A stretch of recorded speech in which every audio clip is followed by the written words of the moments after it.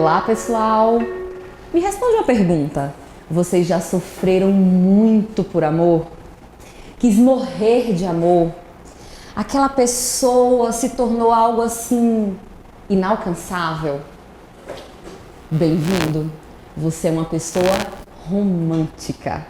E é justamente sobre o romantismo que nós iremos falar nessa aula de hoje. Meu nome é Paula Karine Dantas e hoje nós vamos falar sobre literatura romântica.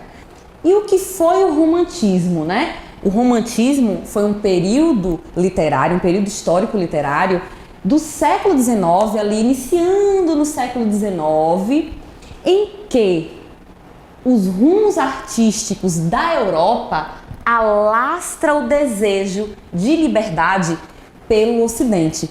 Então, escola em que vocês irão observar a subjetividade, o egocentrismo, a evasão, o nacionalismo, o pessimismo também, várias outras características que envolvem esse homem romântico. E não fiquem pensando que o romântico é só de amor entre duas pessoas, não é só o amor entre duas pessoas.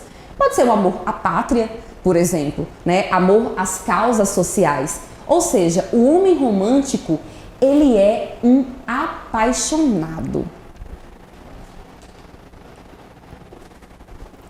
Ou seja, o homem romântico é um apaixonado. Observem aqui essa linha do tempo, né? Em que vocês já estudaram, por exemplo, a era medieval, em que vocês observaram as características do trovadorismo, as cantigas de amor, de amigo, de escárnio, de maldizer, as novelas de cavalaria. Nós temos também esse período que é denominado a Era Clássica. Então, nesse período vocês já estudaram, por exemplo, o classicismo, o barroco, o arcadismo e agora vocês irão mergulhar nesse universo do século XIX. Observem, por exemplo, essa tela de Eugène Delacroix, uma tela típica, né, do romantismo. Olha só, a liberdade guiando o povo, essa moça com a roupa de camponesa, né, que leva a bandeira da França, cujos ideais, né, de liberdade e fraternidade estão estampados aqui nas cores da bandeira. Nessa parte da imagem há um homem com a cartola, aparentemente burguês, mas ele veste calças largas e um cinto que indicam que ele, na verdade, era algum artesão. Nesse ponto da tela, vocês irão observar que há um rapaz camponês, por exemplo, com roupas de camponês, que saiu do campo para realizar outras atividades. Aqui também nós temos um outro camponês, né? Então essa tela é uma amostra de como o homem romântico, ele é um homem idealista, é um homem apaixonado. Então vocês podem observar, por exemplo, né, essas características de nacionalismo, de paixão, de individualismo, né, a partir das características de emoção. Né, essa explosão de emoção que nós observamos nas telas, né, nas obras românticas. Uma outra obra que eu quero trazer para vocês é a obra Os Miseráveis. Eu coloquei aqui 3 imagens, né, de releituras. Aqui nós temos a própria obra, né, Os Miseráveis, o próprio livro editado, já traduzido para o português. Aqui nós temos um filme, uma produção, né, hollywoodiana, e aqui é uma cena de um musical, ou seja, uma obra que traz uma característica de universal. Ela é tão boa, que em todos os lugares do mundo, vamos colocar assim, as pessoas irão reconhecê-la. E o que essa obra traz? Essa obra traz outras percepções acerca da Revolução Francesa sob um ponto de vista de pessoas marginalizadas, pessoas que outrora eram ignoradas, como por exemplo um ex-prisioneiro, uma órfã, uma mulher que tem que se prostituir, né, para sustentar a filha e outras partes, né, e outros personagens que esse livro traz. Lembrando, né, que em relação às artes visuais, nós temos um aspecto muito interessante. Até o século XVIII, as artes eram direcionadas para os nobres, mas com a ascensão da burguesia, né, houve essa mudança de perspectiva. Então nós iremos observar, por exemplo, pessoas comuns, trabalhadores, né, nessas telas. Uma outra característica também do romantismo em relação ao teatro é que há uma junção entre a tragédia e a comédia, dando origem a um gênero que eu amo, que é o drama. Que é o drama. Observem aqui algumas características que nós podemos encontrar na obra Os Miseráveis e que são características também, óbvio, do romantismo. Então aqui, por exemplo, nós temos o idealismo, né? Vocês irão, por exemplo, observar esse idealismo nas atitudes, né, de Jean Valjean na busca da concretização de seus ideais. Outro aspecto que nós temos é esse desejo de liberdade, né? Olha como essa liberdade está intimamente ligada com a idealização, com as vontades, com as percepções desse homem romântico, além de uma forte subjetividade. Há uma cena no musical, por exemplo, em que Eponine canta uma música, né, mostrando esse amor por Marius, por exemplo. Pessimismo, né, diante das dificuldades, pessimismo diante da realização desses sonhos, né? É tão difícil, é tão complicado que o romântico ele acaba caindo num pessimismo, e eu já vou fazer o link para o desejo de evasão, seja a morte, a evasão para a natureza, além de uma emoção dramática, uma carga dramática fortíssima nessas obras e um amor idealizado, seja um amor à pátria, seja um amor a causas sociais, seja um amor entre duas pessoas, por exemplo.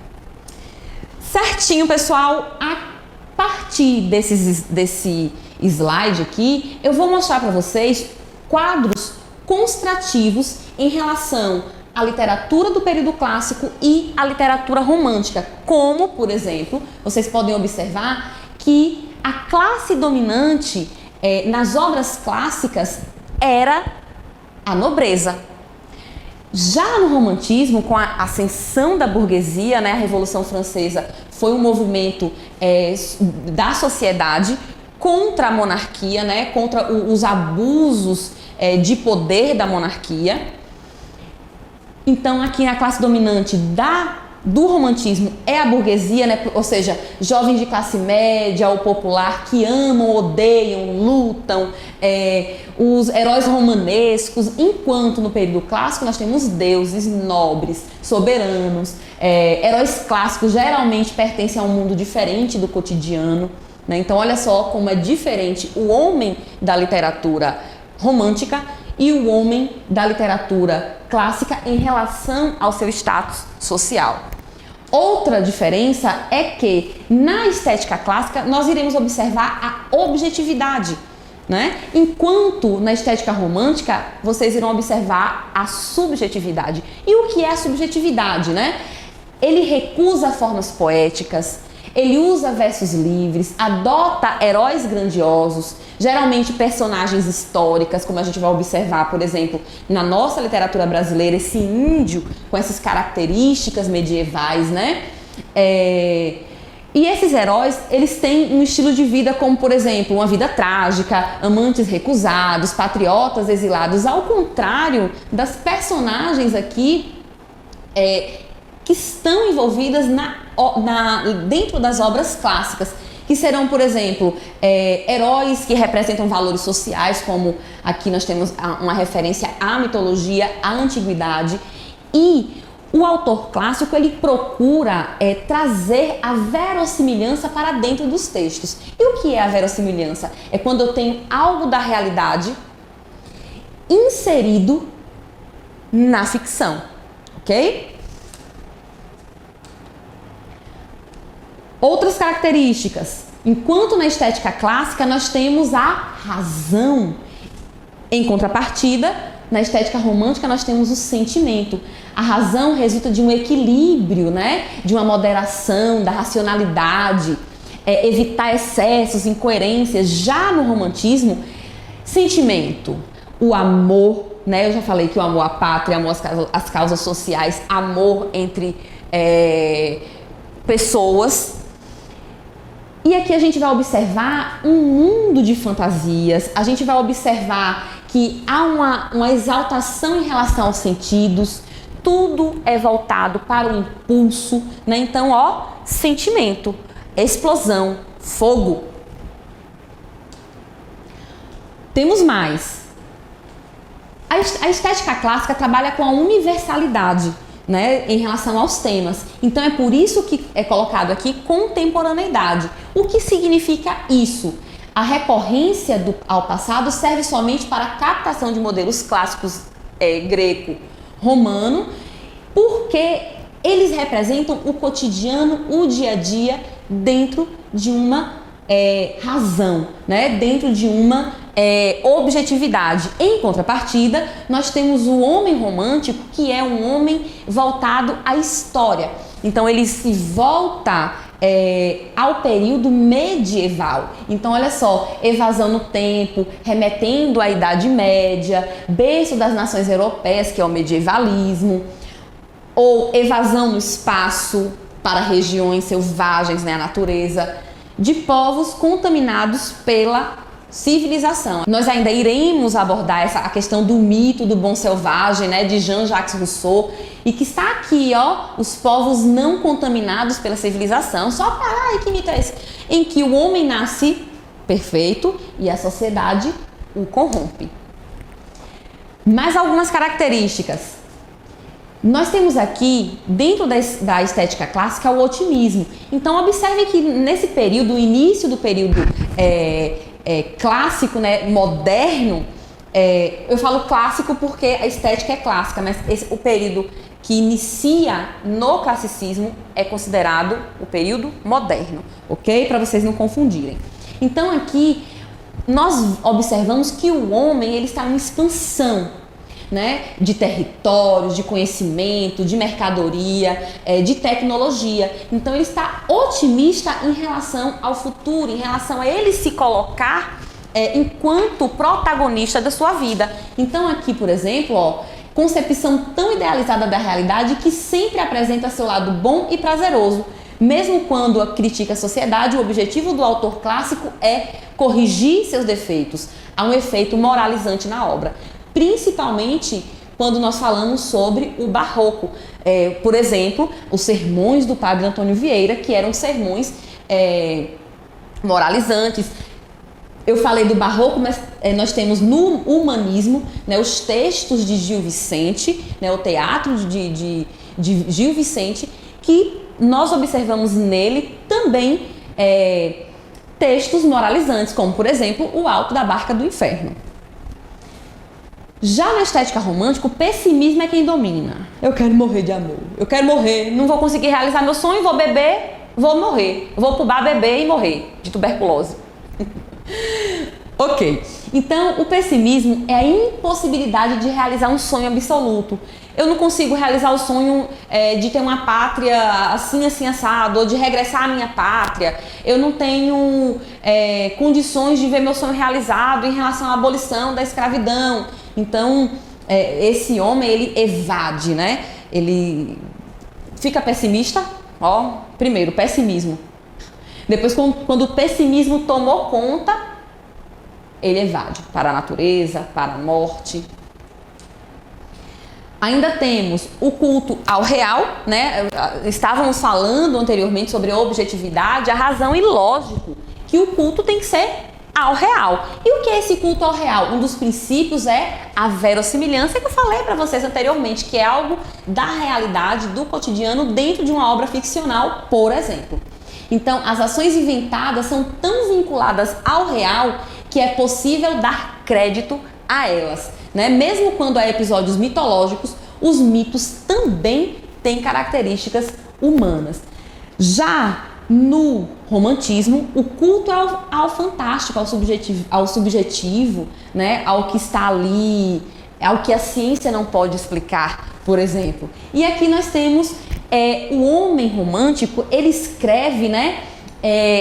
Com muita facilidade sobre o mistério ou para o mistério, para o sobrenatural, né? Representa com frequência o sonho, a imaginação, o psíquico, né? Essa fuga da realidade, pois é fruto da pura fantasia, não carece de fundamentação lógica nem do uso da razão. Se ele está ali envolto dos sentimentos, dos pensamentos, do egocentrismo, da individualidade dele, né? E aqui nós temos, em relação às características, né, esse culto à natureza e, na estética clássica, o culto à cultura, né? O período moderno busca no classicismo o seu ponto de apoio para a produção de arte. Lembrem-se disso. Então, o escritor clássico, moderno, do modernismo, da era moderna, porém com estéticas clássicas, né, tem apreço à tradição cultural, dela recebendo os modelos e as motivações para produzir.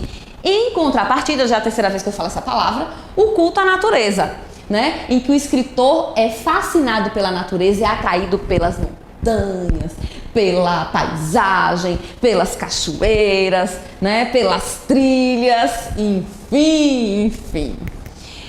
Ok, galerinha. Olha só, eu apresentei para vocês algumas características do romantismo, falei um pouco sobre o contexto histórico de uma forma resumida, falei sobre a diferença da literatura que era produzida antes em relação à literatura produzida no período romântico.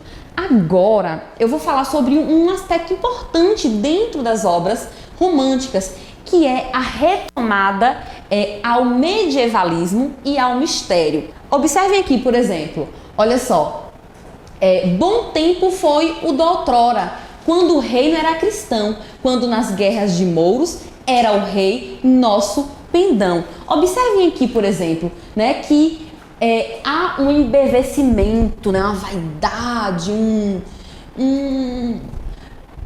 uma criação de uma... Ou seja, trazer mais destaque, né, à situação, enfeitar a situação diante das maravilhas do cristianismo, né? É uma das características também. Aqui nós temos o culto ao mistério e ao sobrenatural. Observem essa primeira estrofe. Quem és tu? Quem és tu, vulto gracioso, que te elevas da noite na orvalhada? Tens a face nas sombras mergulhada, sobre as névoas te libras vaporoso. Baixas do céu num voo harmonioso. Quem és tu, bela e branca desposada? Da laranjeira em flor a flor nevada, cerca-te a fronte, ó ser misterioso. Olha aqui como nós temos aqui o sobrenatural, o culto ao mistério presente nessas estrofes desse poema. E aqui eu trago um esquema de uma obra muito interessante. É uma das obras assim mais conhecidas em relação à literatura brasileira, né? Que é o Guarani, de José de Alencar. Hoje eu estou falando das características de uma forma geral do romantismo, e nas próximas aulas eu irei falar sobre o romantismo, a poesia no romantismo e a prosa no romantismo.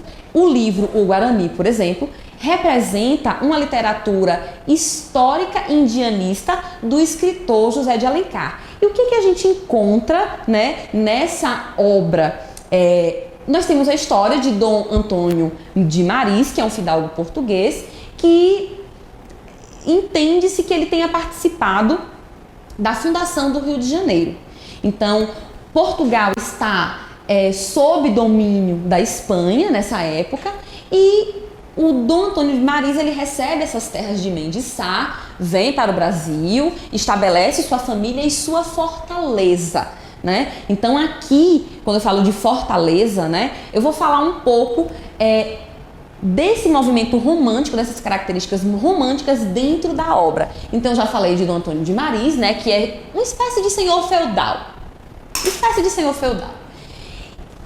Que cria seu castelo, né, essa casa de Paquequé, e nós temos aqui a figura da mocinha, né, Cecília, filha de Antônio de Maris, e o índio que salva a filha desse fidalgo português e se torna amigo da família, né? Então, ele se insere dentro desse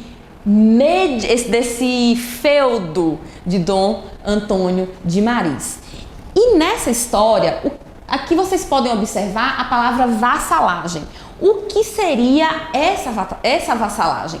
A vassalagem é uma obrigação mútua a um senhor. Então aqui, tanto os familiares quanto os aventureiros, as pessoas que rodeiam, né, esse senhor, serão leais, né? Olha só que como só esse aspecto, apenas esse aspecto, né, em relação a essa obra, a gente já pode observar tantas características desse homem romântico que não que se esconde, mas que busca nessas características do período medieval um elemento para compor o enredo. Outra característica interessante, né, em relação ao romantismo é que o romantismo ele busca no iluminismo, eita, a professora começou oxente, professora, o iluminismo não é aquela corrente filosófica que fala sobre razão. A senhora acabou de falar que o romantismo não tem razão, que o romantismo tem emoção.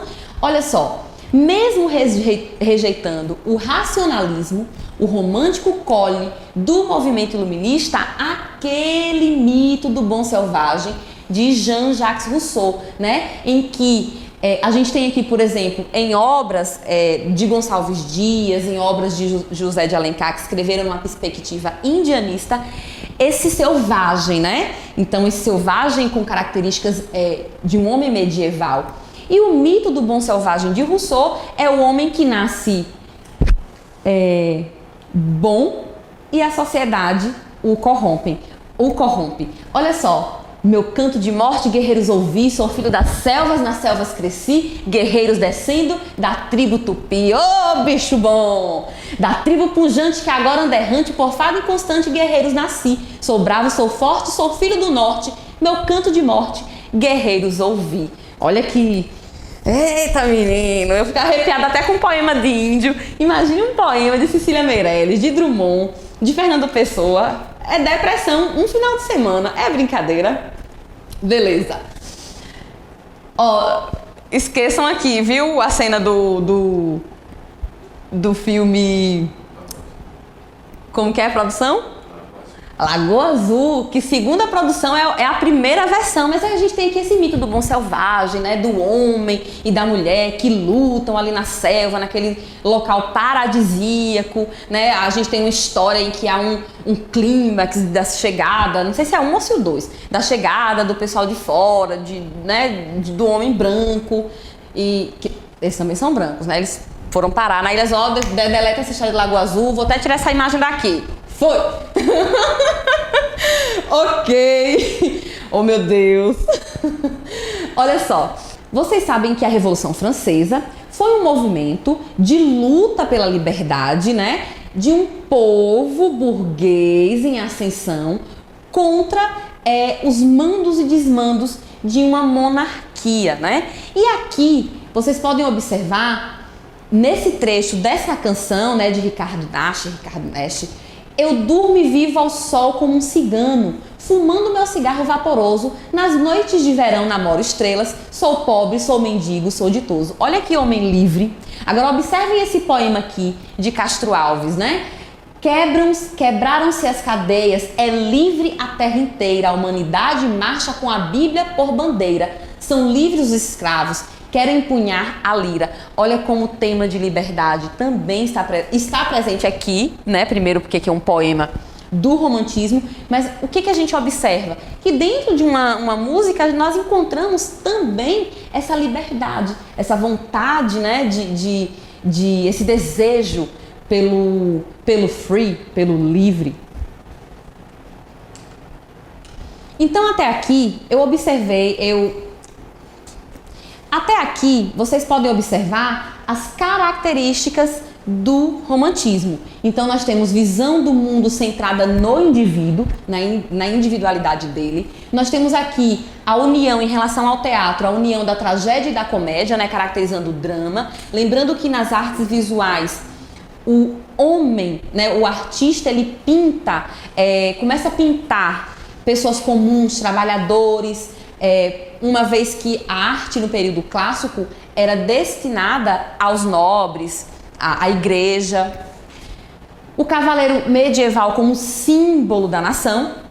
Sentimentalismo, amor idealizado e evasão, né? Olha só, essa tela aqui, ela parece muito mais simbolista, né, do que romântica, mas retrata essa expressão de sentimentos, esse beijo gostoso. Ok, pessoal. Ainda nesse capítulo, ainda nesta aula, nós iremos observar algumas características em relação ao romantismo inglês, ao romantismo alemão, ao romantismo francês e ao romantismo português. Vocês precisam entender como a Europa exporta, né, os ideais românticos para o Ocidente, como eu falei no início da aula. Então aqui, por exemplo, nós temos Lord Byron. Lord Byron foi... O Lord Byron influenciou, por exemplo, os nossos românticos da segunda geração, né? O ultra romântico, tanto é que fala que é uma literatura byroniana. Então influenciou artistas como Álvares de Azevedo, né? Para escrever naquele tema macabro, de mistério, de morte. Olha só o que a gente encontra na obra de Byron, né? Paixão desmedida, ele era um homem assim, né? De paixão desmedida, exuberância, intensidade, romantismo exacerbado, pessimismo, apatia, melancolia, tédio e egocentrismo. Então a gente vai observar que essas características na obra do Lord Byron influenciaram os nossos românticos da segunda geração. Lembrando, pessoal, que o romantismo inicia na Inglaterra e na Alemanha. Só que quem impulsiona, né, divulga o romantismo para o mundo é a França. É aquela questão de que a Inglaterra cria o futebol, mas quem manja mesmo, quem domina é o povo brasileiro. Olha só esse poema de Lord Byron. Estamos calmos, o céu e a terra, mas não adormecidos, sem ânimo, como nós sob o efeito das grandes paixões, e tão silenciosos como se despertássemos de profundos pensamentos. Estão calmos o céu e a terra, desde as altas hostes das estrelas ao lago tranquilo e as margens montanhosas. Olha a natureza, como é um cenário, né? E ao mesmo tempo uma personagem aqui nesse poema. Observem aqui, por exemplo, nessa outra parte aqui, já no final do poema, como esse sentimento é inexplicável. O sentimento do eu lírico é inexplicável. Se eu pudesse encarnar e tirar agora do meu seio aquilo que nele é mais profundo, se pudesse cingir com palavras estes meus sentimentos e assim exprimir alma, coração e espírito, paixões e todos os sentimentos. Olha como ele é exagerado, né? Olha como ele é passional, né? Que paixão significa a etimologia da palavra, etimologia da palavra. A origem da palavra paixão significa sofrimento. O romantismo foi uma escola literária que teve início na Inglaterra e na Alemanha, mas os franceses quem divulgaram o romantismo para o mundo, né? E aqui, no romantismo alemão, nós temos, por exemplo, algumas características encontradas nessas obras, como retorno à natureza e retorno à essência humana. E aqui eu trago uma obra, né, que é Os Sofrimentos do Jovem Werther, bem nordestino, em que ele, né, é um romance epistolar, ele escreve cartas para um amigo, né, Wilhelm, sobre uma paixão que ele tem por uma moça que já está comprometida, e ele acaba ficando amigo, né, desse namorado, noivo dessa moça. E o que a gente observa nessa obra? Que é um jovem, né, que não consegue lidar, né, com a frustração, lidar com esse amor Então, essa é uma obra muito interessante do escritor Goethe. Olha aqui, né? Goethe põe um pouco de sua vida na obra, pois ele também vivera um amor não correspondido. Dizem que o jovem Werther é ele mesmo. Uma obra também interessante e muito bonita que nós já trabalhamos aqui na escola em algum momento é Fausto. Adoro Fausto. E o romantismo francês, que divulgou, né, o romantismo para o mundo. Nós temos aqui, por exemplo, as características das obras francesas envolvem os ideais, né, de liberdade, igualdade, fraternidade. Falei sobre Os Miseráveis, né, no início dessa aula. Nós também temos a história do Conde de Monte Cristo, escrito por Alexandre Dumas, que é a história de Edmond Dantes, né, que sofre uma traição, né? E aí vai para uma prisão. E lá ele conhece um padre, ele consegue fugir e chega todo estourado, todo grandão, ó, de barão. É um livro muito interessante, muito bom. Olha as características do nobre, né? Do homem em luta para efetivar o seu idealismo, sua paixão, seu amor, whatever. E por último, o romantismo português, que está dividido em 3 fases. Então a gente já sabe que Portugal está passando, né, por uma crise na monarquia, a ascensão da burguesia. Nós temos aquele regicídio do rei, né, quando realmente firma o modernismo em Portugal, né, quase um século depois. E aqui a gente tem o quê? Escritores como Almeida Garré e Alexandre Herculano, que ainda trazem estéticas clássicas e árcades para as obras. Nós temos aqui Sousa de Passos no poema, na poesia, e Camilo Castelo Branco na prosa, escrevendo de fato romances e poemas românticos com todas essas características que nós observamos. E depois, né, nós temos João de Deus com a poesia romântica, né? Uma poesia lírico-amorosa, mas também de transição, porque ele apresenta uma poesia satírica. Ok, pessoal? Então, na próxima aula, eu espero vocês para falarmos sobre a poesia romântica. Um forte abraço, muito amor no coração, sem pessimismo, segura a onda que a gente vai sair dessa.